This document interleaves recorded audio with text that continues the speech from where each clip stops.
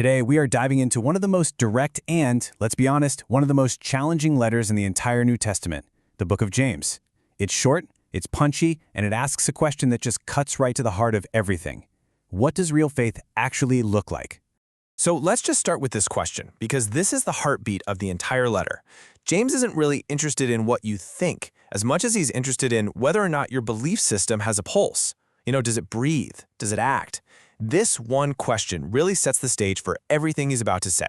So, who's writing this? Well, it's James, the brother of Jesus. Now, this isn't James the Apostle, but Jesus' own brother, who became a major leader in the early church back in Jerusalem. And he's writing to Jewish believers who've been scattered all over the place, facing all kinds of pressure. And he's basically writing to say, okay, here's how to put your faith into practice. And that brings us to his first huge idea. What even is living faith? For James, it's crystal clear that faith isn't just about agreeing with a set of facts. It has to be alive. He's constantly pushing for the evidence of faith, not just the claim that it exists somewhere deep inside. And here we go. This is probably the most famous, most quoted verse in the whole book. James does not pull any punches. He says a faith that doesn't produce action, a faith that doesn't change how you live is, well, it's dead. It's not that it doesn't exist, it's just that it's useless. It's a body without a pulse. And he gives this perfect illustration to make his point. Imagine you see someone who's cold and hungry. A dead faith just offers them empty words, right? Hey, hope you get warm and find some food. But a living faith, it actually gives them a coat, it makes them a meal, it does something to meet their need.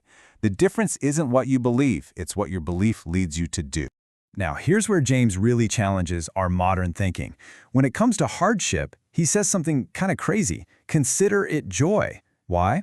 Well, because he sees these trials not as punishments from God, but as tests, opportunities really, that are designed to build up your spiritual endurance and make you more complete, more mature. James also has this fantastic term he uses, double-minded.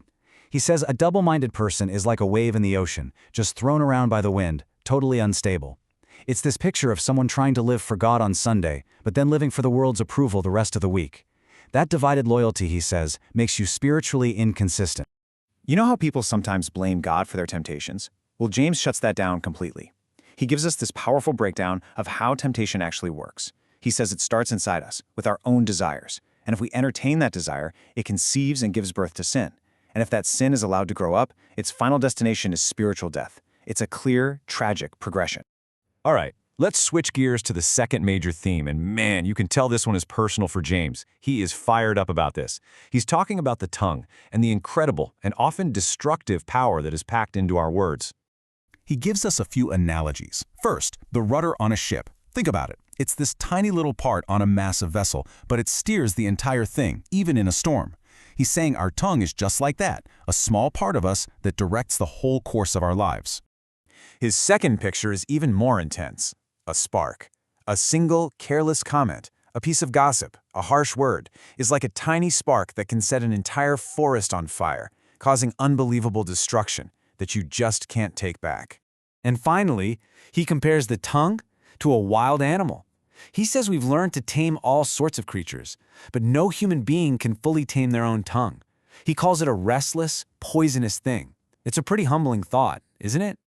So, if the tongue is this untamable wild beast, what's the solution? Well, James offers an antidote. He contrasts this destructive, earthly way of talking with something he calls wisdom from above. And this wisdom is the only thing that can guide our speech. Look at these characteristics: pure, peace-loving, gentle, sincere. That's the goal. Okay, this all builds to the final major conflict in the book, this head-on collision between what James calls worldliness and a life of true humility. He basically sets this up as a choice, a fork in the road. You have to pick a side. And he does not mince words about it. He asks, don't you get it? To be a friend of the world, meaning to adopt its values of selfishness, pride, and seeking your own pleasure, is to declare yourself an enemy of God. For James, you just can't have it both ways. The stakes are incredibly high. But he's not just here to point out the problem, he gives us a clear path forward. This is his 5-step plan for turning away from that worldliness and back toward God. It starts with submission. then active resistance to evil, then intentionally moving closer to God, cleaning up your actions, and finally, humbling yourself. It's a practical guide. So what's the reward for all this? For living this active, enduring faith? Well, the New Testament talks about these symbolic rewards called crowns. But check this out. The crown of life is promised specifically to those who endure trials. It connects right back to what James was saying from the very beginning.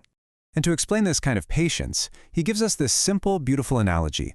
Be like a farmer. A farmer does the hard work of planting, but then has to wait patiently for the rain and the sun to bring the harvest. They endure because they know the payoff is coming. And for James, that harvest is the return of the Lord. So in the end, James just boils it all down into this incredibly practical checklist.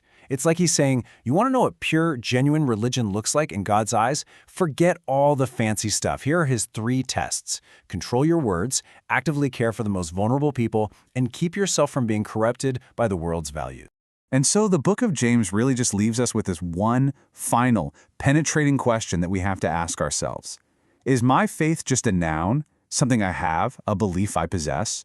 Or is it a verb, something I do, an active force that changes my words, my actions, and my priorities? That's the challenge James leaves us with.